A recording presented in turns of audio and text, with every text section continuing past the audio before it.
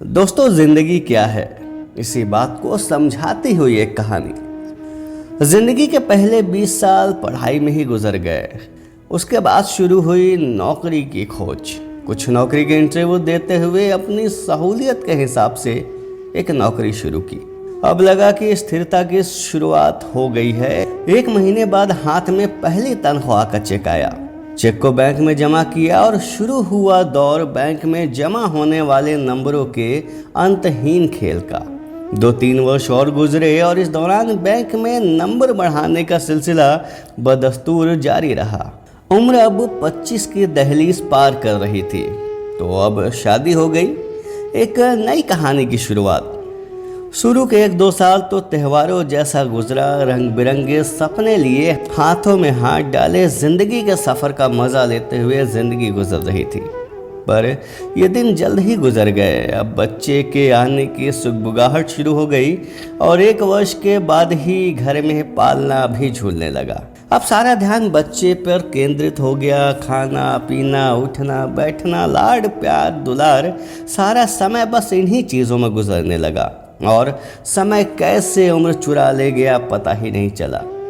कब मेरे हाथ से उसका हाथ छूट गया पता ही नहीं चला। बातें करना, घूमना फिरना सब कब बंद हो गया याद ही नहीं रहा। बच्चा धीरे धीरे बड़ा होने लगा और बच्चे की जिम्मेदारी में कब वो व्यस्त हो गई और कब मैं अपने काम में व्यस्त हो गया। घर की किस्त, गाड़ी की EMI, बच्चों के कपड़े, खिलौने, बच्चों की अच्छी परवरिश, अब यही बचा था जिंदगी में। अब धीरे धीरे उम्र 35 की हो चली थी। बैंक में नंबर बढ़ाने का सिलसिला अभी भी बदस्तूर जारी था। सब कुछ था जिंदगी में, लेकिन फिर भी कुछ खाली खाली सा था। अब वो क्या था पता ही नहीं चल पा रहा था। खुद को छोड़कर अपनों की जिम्मेदारी में चल रही थी जिंदगी। भीतर कुछ खाली खाली सा था और जिंदगी चल रही थी। चलते चलते उम्र 40 की हो चली। अब बच्चा भी बड़ा हो चला था। उसका अपना संसार बन रहा था। उसके अपने दोस्त, भविष्य का सपना, पढ़ाई की चिंता करते हुए अब वो 10वीं में आ चुका था। बैंक में नंबर बढ़ने का सिलसिला अभी भी जारी था। धीरे धीरे समय और गुजरा। अब मैं 45 का और वो 40 की हो चली थी। अब बालों ने काला रंग भी छोड़ना शुरू कर दिया था। एक दिन ऐसे ही उसके हाथों में हाथ रखकर कहा, चलो कुछ बात करते हैं, चलो कहीं घूम कर आते हैं। उसने बड़ी अजीब सी नज़रों से मुझे देखा और कहा, अब आप बूढ़े हो रहे हो, मुझे भी बहुत सारा काम है। कहते हुए वो मुस्कुरा के चली गई और अपने काम में फिर से व्यस्त हो गई। अब बच्चा कॉलेज में आ चुका था और बैंक में नंबर अभी भी बढ़ते जा रहे थे। समय और बढ़ा और देखते देखते बेटे का कॉलेज खत्म हो गया। वो अपने पैरों पर खड़ा हो गया और उसकी नौकरी विदेश में लग गई। उसने पंख फैलाए और उड़ चला अपने सपनों की ओर। अब उम्र 50 के दहलीज पार कर चुकी थी।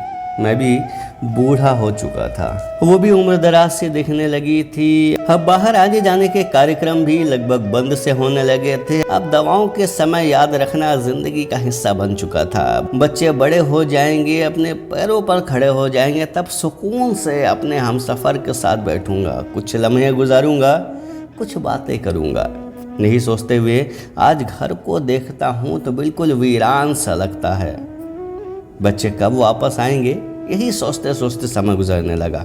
एक दिन फोन बजा। दूसरी तरफ से बेटे की आवाज़ आई। आवाज़ सुन के चेहरे पर सुकून की मुस्कुराहट आई, लेकिन थोड़ी देर में वो मुस्कुराहट खत्म हो गई। बेटे ने बताया कि उसने शादी कर ली है, अब वो वहीं विदेश में ही रहेगा।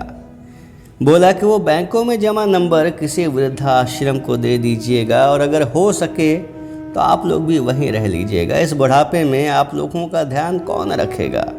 और कुछ औपचारिक बातें कहकर बेटे ने फ़ोन रख दिया। ये सारी बातें पत्नी, जो कि मेरे पीछे ही खड़ी थी, सुन रही थी। वो बिना कुछ कहे किचन में चली गई, कुछ काम खत्म किया और मेरे बगल में आकर बैठ गई और धीरे से मेरे हाथों पर अपना हाथ रखा और कहा, चलिए कहीं घूम कर आते हैं, कुछ बातें करेंगे। बहुत अरसा सा बीत गया, एक दूसरे से ठीक से बातें किए।